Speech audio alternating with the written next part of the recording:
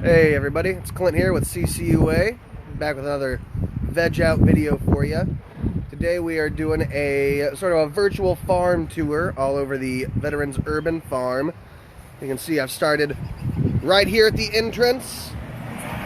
This is about the time of year, it's actually just past the time of year we'd be wrapping up field trips. But this is where we would have all the kids come in. You know, we've been missing having all the kids out to the farm this year. It's been a lot different than in years past.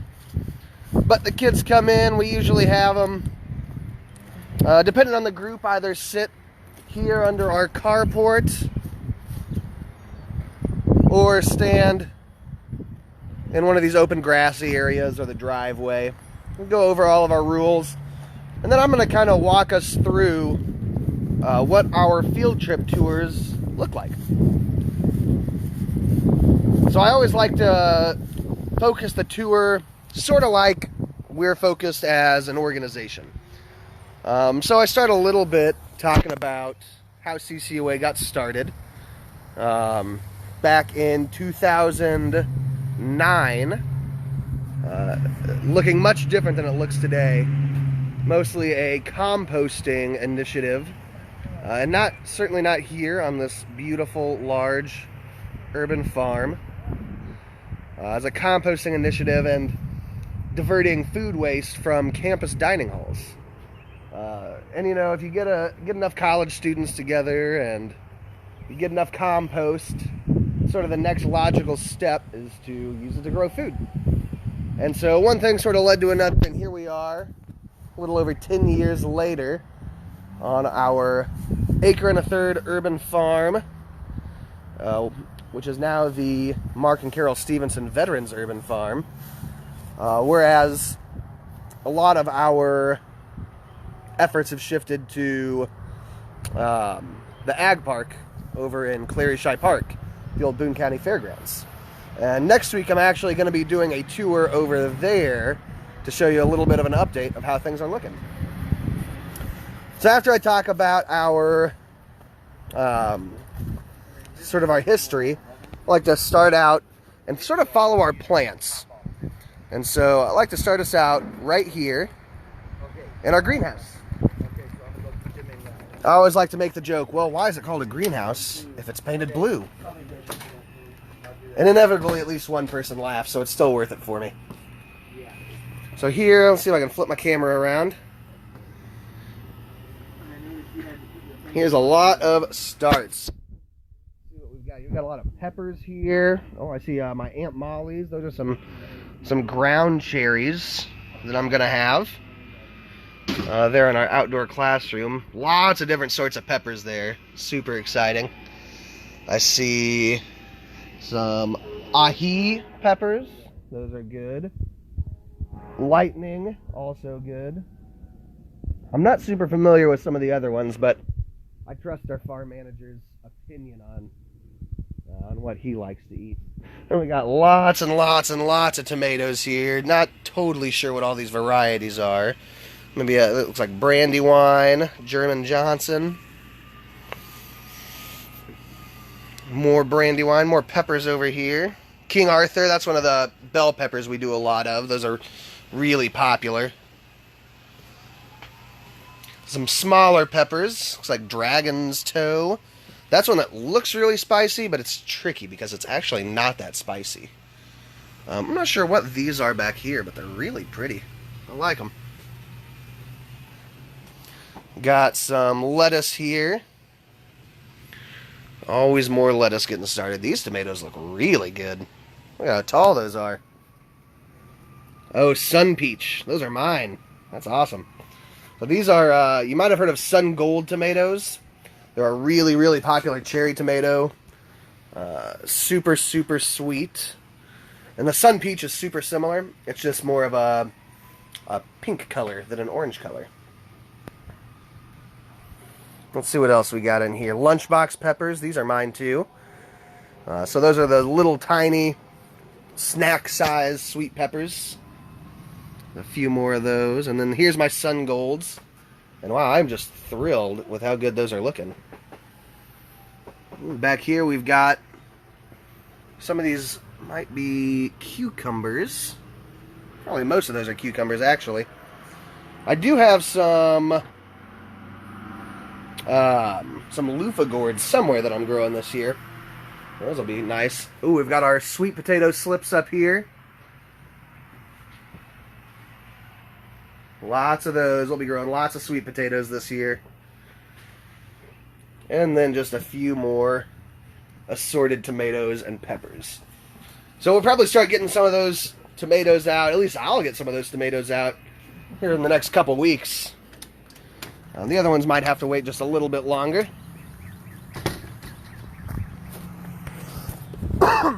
So after our plants come out of the greenhouse, they're still too tender to go right in the ground.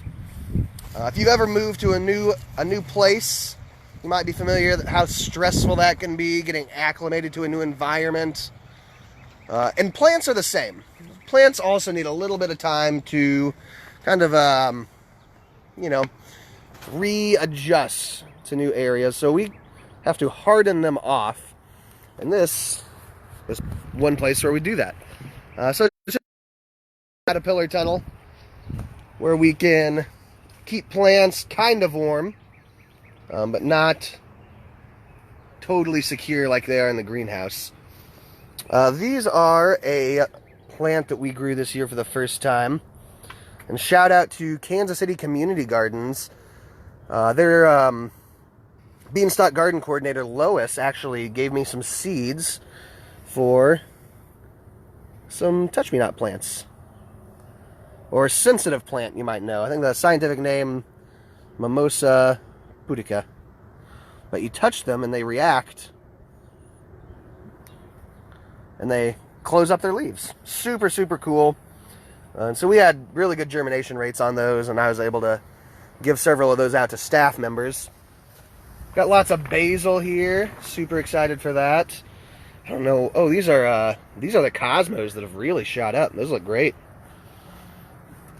Some nasturtium, other different flowers. We've got some amaranth, lemon gem, some mint marigold, all sorts of stuff. Got some thyme growing up, hollyhock. Oh, I love all the flowers that we get to do. Then lots more other stuff. Got lots of kale, lots of spinach. Lots of kale. Well, these are an interesting one. Let's see, these might be my loofahs here. Not totally sure. Yep, that's my loofahs. Those are looking really good. Those are probably going to be ready to go in the ground here pretty shortly. Lots more lettuce. There's always a ton of lettuce. And here's some older plants that are probably about to be taken out.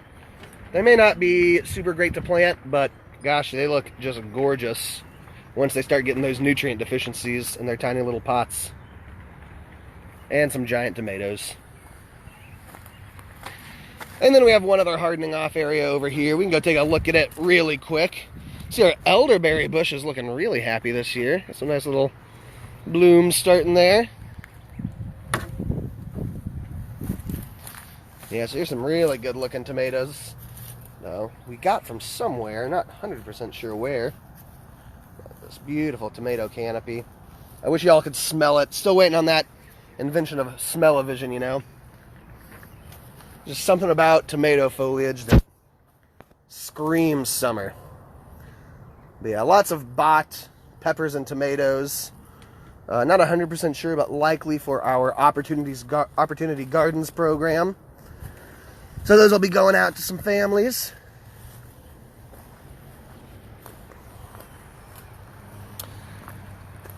Now once we have a look at those plants that are getting started, and once they have spent enough time in there getting acclimated to being outdoors, they go out to our field garden. So we'll go take a look at that. And this is where, depending on the age of the group, I start getting a lot of questions about, like, where's the money come from, you know? Y'all are out here growing all this food, and it's looking great.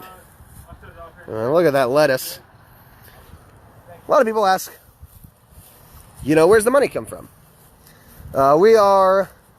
Most of our money comes from a mix of grants, private donations, and that sort of stuff.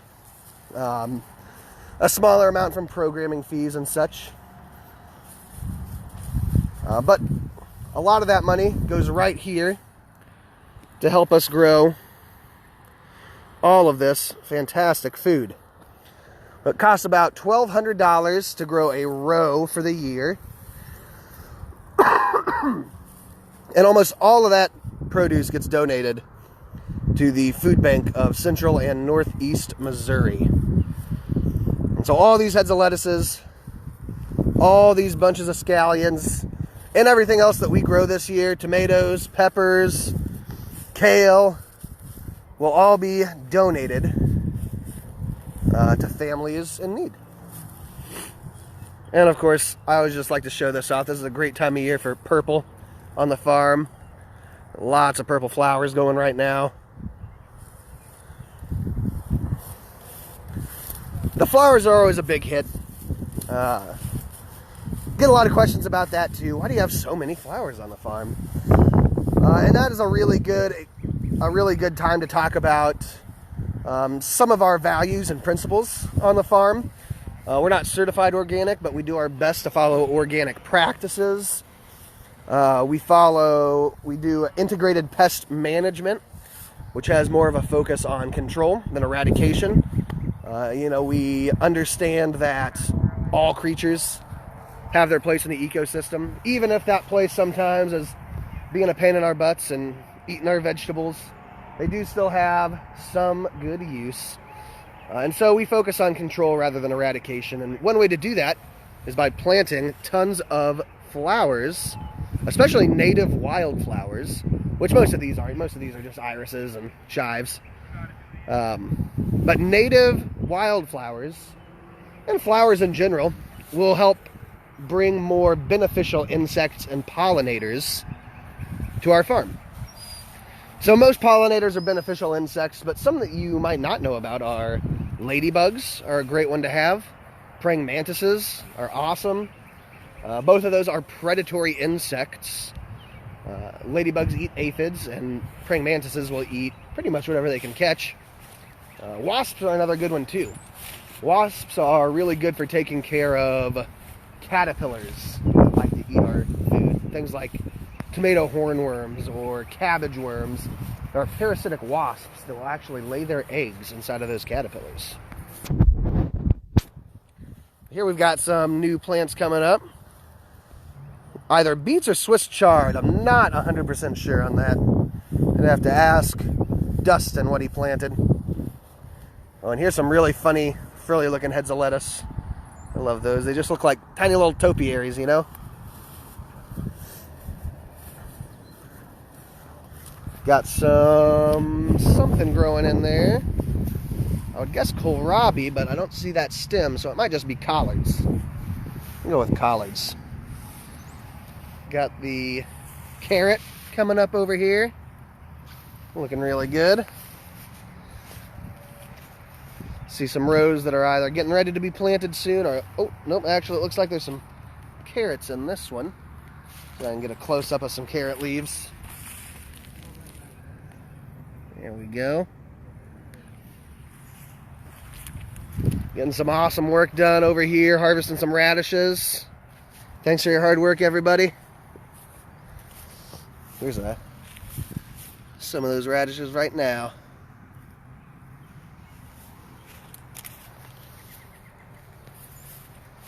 You can see our mimosa tree is starting to leaf out. Those ones always take quite a while, it feels like.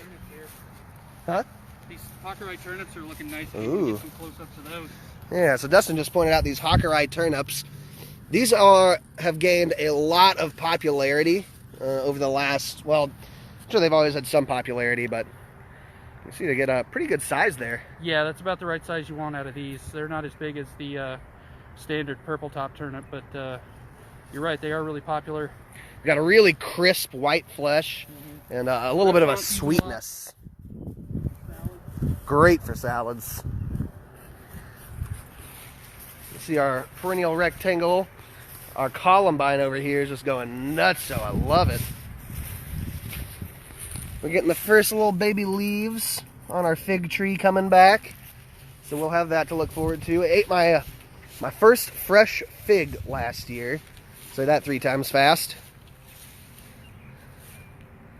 And look at this columbine. It is just absolutely gorge. One of my favorite flowers. Just got a question from Emma asking about growing turnips. Turnips are one of those that you can grow, depending on the type of turnip, pretty much all year round. But you could definitely get some turnips started right now.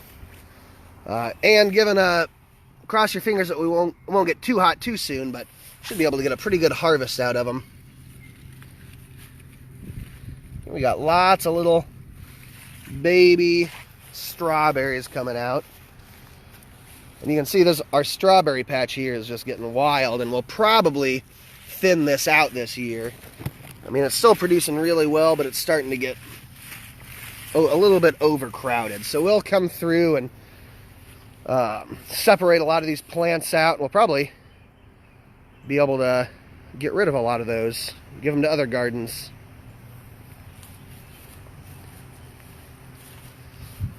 Let's see, got a lot of herbs growing up back here. Our asparagus is looking like it's not quite done for the year, but it's getting there. Let's see, we've got some taller ones, but still some that are a good edible size. This one right here, good example. Another thing about turnips, got another question, the time frame. The turnips I like to grow, the Hakurais, they are advertised as a 28-day turnip. Now they're going to be a little smaller than what you saw Dustin pull out of our field over there. But you can definitely get a small, kind of into your thumb size edible turnip in about a month. That's why radishes and turnips are some of my favorite things to plant in early spring. Let me turn my camera around if I can. But yeah, radishes and turnips are some of my favorite things to plant in early spring, just because of how quickly they can grow. So yeah, I would say 4 to 6 weeks, depending on the size of turnip that you want. You can see here, some monstrous animal is nibbled on the strawberry, but luckily, there's a few more red ones hiding back here. When you're harvesting strawberries, always make sure you check the underside. This one's not quite ripe yet, so I'm going to leave that on there for just a bit longer. And same with this one. This one's not quite ripe either, but it's gotten eaten into by something. The trouble with strawberries is we're definitely not the only ones that like eating them.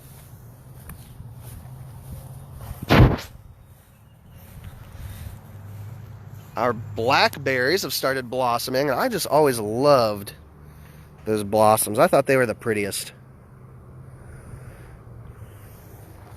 Just nice colors, nice shape. They're so bright. They really pop, even from a distance.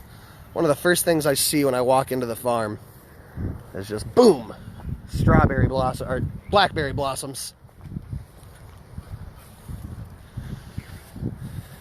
A couple more. This one's getting ready to open up.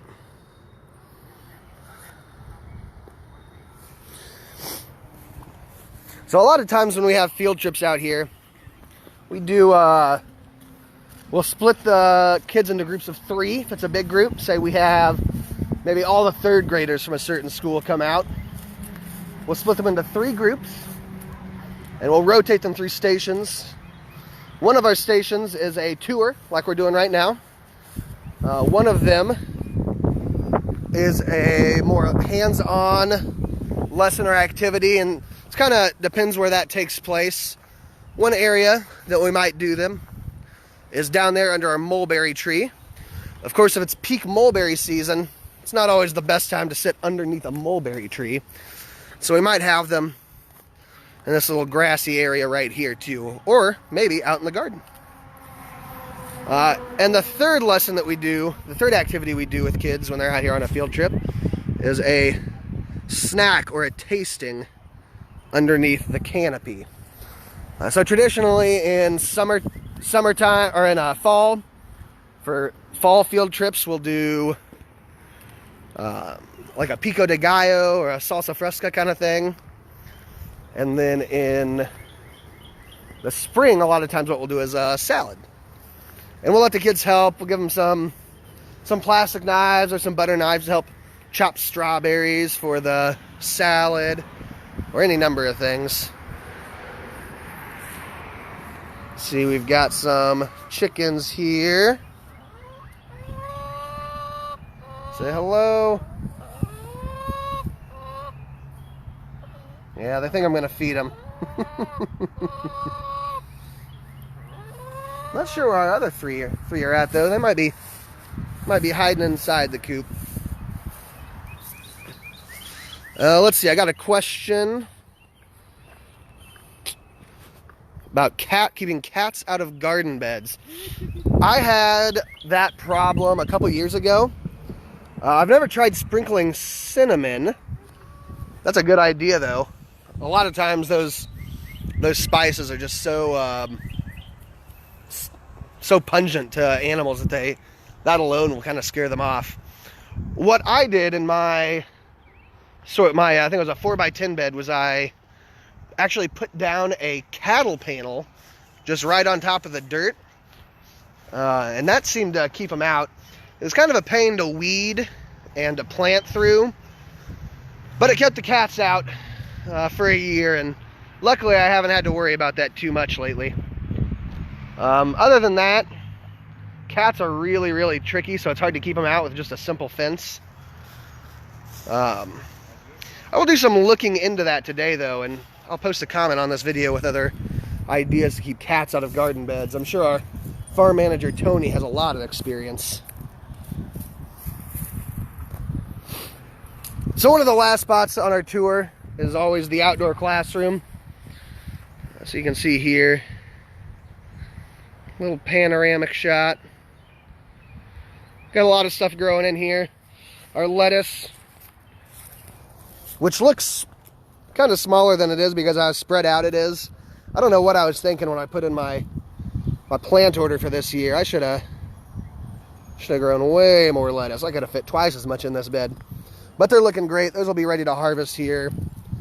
Oh, maybe this week. Might give them another week to size up, but I don't want to let them go too long, you know? This is a Salanova butter variety. So red Salanova butter leaf and a green Salanova butter leaf. Here's my radishes and turnips. My radishes are looking great. I'll get those harvested this week. The turnips are taking a little bit longer to size up. I need to come in and thin those out a bit more just to make sure they get a good size. And my peas have just been absolutely devastated by something. And I don't know what. I have not been able to catch anything out here munching on them. I'm offering a reward of a bag of salad greens to anyone that can point me towards the culprit of whatever's munching on my peas. It's too late at this point to get them replanted, but on the bright side, it'll let me get my tomatoes in a little bit earlier than I planned. Hopefully we'll get tomatoes a little bit earlier this year. Here's our carrot bed. We've got some nice, beautiful rows of carrots here. Beautiful greens. These are Adelaide. They are a true baby carrot. Only get about 3-4 inches long. About as wide as your pinky finger. Stick out a bunch of spinach that had bolted the other day, so that's why this part's kind of bare. But these salad greens, we just harvested on Thursday. Wednesday or Thursday. And they're already going to be ready for another harvest. Maybe as soon as Friday, depending on the weather. So we're getting a few of them that are starting to bolt. If you get this in your garden, just pinch off those parts that are starting to form flower buds. Because that is going to take energy away from leaf production. And leaf production is what we are going for in this bed.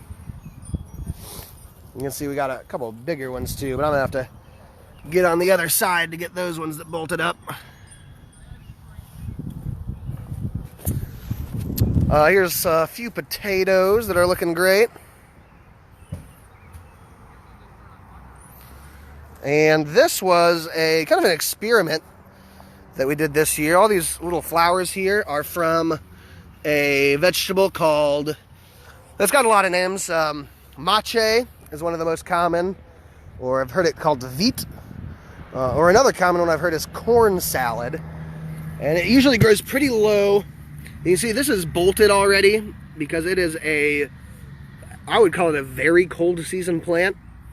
There's a lot of cold season vegetables out there, cool season vegetables like kale and collards and such, Brussels sprouts, but these are a plant that you can actually grow all through winter, and we actually got a couple good harvests of these over the winter. We had a cold frame over them, but they were still growing like they didn't mind at all. So even when the weather gets a little bit warm, these start to bolt up. That's a super early spring, super late fall kind of variety of vegetable. And lastly, our kohlrabi, really taking shape down there. It's like something's been munching on these green ones, at least some of them. It's interesting. I'll have to ask our farm manager if he has any ideas about that. That one looks okay. Purple ones look great though. Oh, here's a really good sized one over here. Look at that.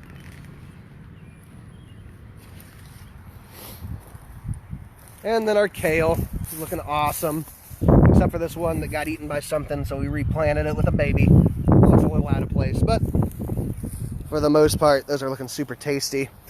We'll probably start harvesting those this week as well. Maybe wait until next week, because they could get a little bit bigger, but we don't want those leaves to get too big. And I think that that is all of our tour.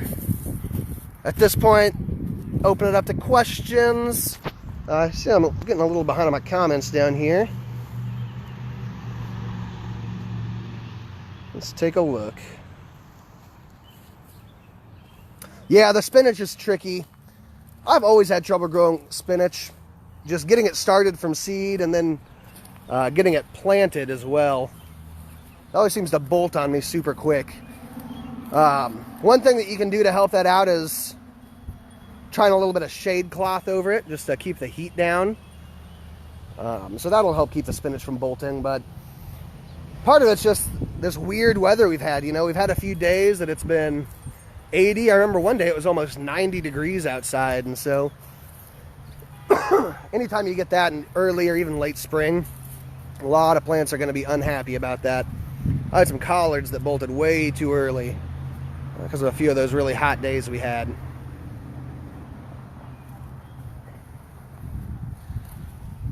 Varieties of kale that I'm growing. So this is, let me switch my camera around.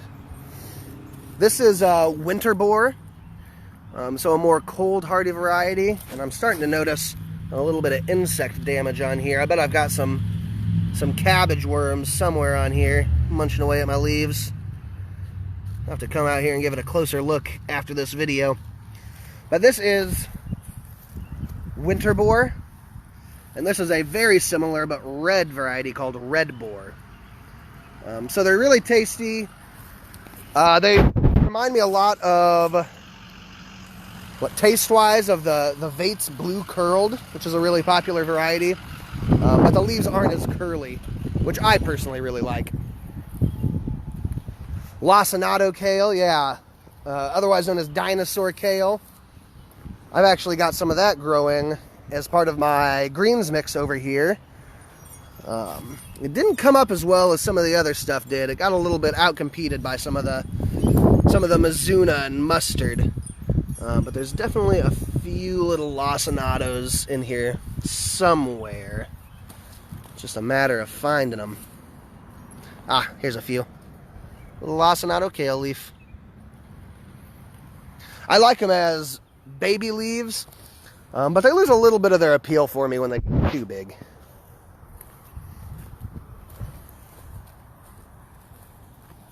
All right, everybody. Well, that is our tour for the day.